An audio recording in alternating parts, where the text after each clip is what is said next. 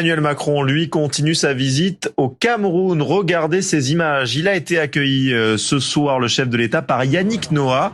L'ancien tennisman dirige désormais un village dans la banlieue de Yaoundé. Le chef de l'État qui, un peu plus tôt, a réaffirmé l'engagement de la France pour la sécurité du continent africain. Une visite qui intervient alors que le chef de la diplomatie russe, lui, est en Ouganda. Emmanuel Macron est revenu sur la présence de la Russie sur le continent. La Russie, en Afrique, a beaucoup diffusé des fausses informations. Elle est en train d'ouvrir les officines que sont Russia Today et Sputnik que nous venons d'interdire en Europe et dont nous savons combien elle diffuse des fausses informations sur le sol africain. Et elle a complété son offre diplomatique par l'intervention de milices Wagner. Cette présence russe, hybride, qui passe par la désinformation, par les milices, par de nouvelles formes que j'ai du mal à qualifier de coopération, mais donc de complicité avec des pouvoirs politiques affaiblis, voire totalement illégitimes quand ce sont des juntes militaires, est une préoccupation. Et je pense que c'est d'abord une préoccupation pour le continent africain. Bonsoir Niagale Bagayoko, vous êtes docteur en sciences politiques, spécialiste des questions des politiques internationales de sécurité.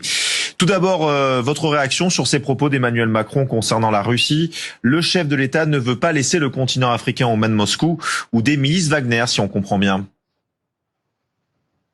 Oui, en effet, cela fait maintenant plusieurs mois que la Russie est identifiée par la France comme un compétiteur, voire un adversaire absolument majeur, et réciproquement, on assiste à des actions de la Russie pour exploiter certaines attitudes hostiles à la France dans le cadre d'actions et d'attaques parfois de nature informationnelle.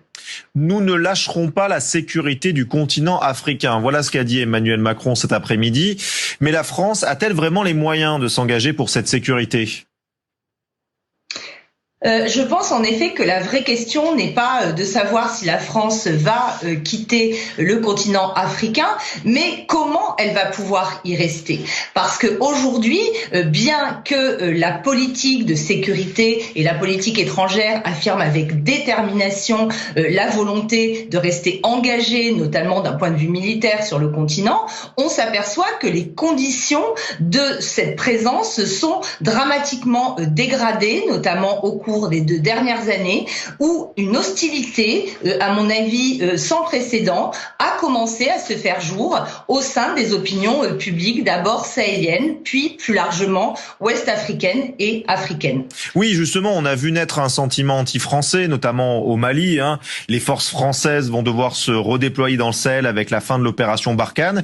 Est-ce que l'armée française est quand même bien accueillie par les autres pays de la zone ou pas du tout ? Il y a, de manière beaucoup moins intense et beaucoup moins forte qu'au Mali, des manifestations de scepticisme ou pire, de rejet d'une présence française beaucoup trop visible et beaucoup trop approfondie. Aujourd'hui, à mon avis, l'enjeu majeur dans les initiatives qui sont prises côté français va vraiment être de reconquérir les opinions publiques africaines et d'améliorer son image qui est désormais essentiellement perçue comme beaucoup trop paternaliste, mais également comme entachée d'une véritable inefficacité en raison des résultats assez limités obtenus par l'opération Barkhane. Quand Emmanuel Macron dit vouloir demander à des historiens de faire la lumière sur l'action de la France, sur la colonisation au Cameroun notamment, quel est votre sentiment ? Qu'est-ce que vous en pensez de cette proposition ? Cela s'inscrit très clairement dans l'approche mémorielle du continent qu'a choisi de mettre en œuvre le président Macron. Les travaux qui ont été effectués, notamment en ce qui concerne le Rwanda et le rôle de la France dans le génocide qui a été perpétré dans ce pays dans les années 90, est une œuvre extrêmement importante.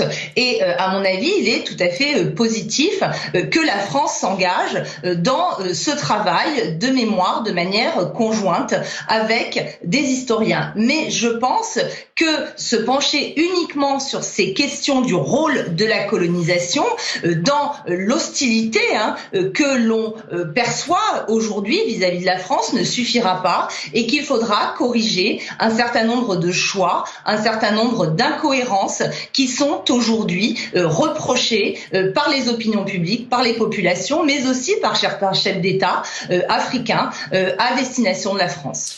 Niagale Bagayoko, je voulais aussi vous montrer ces images.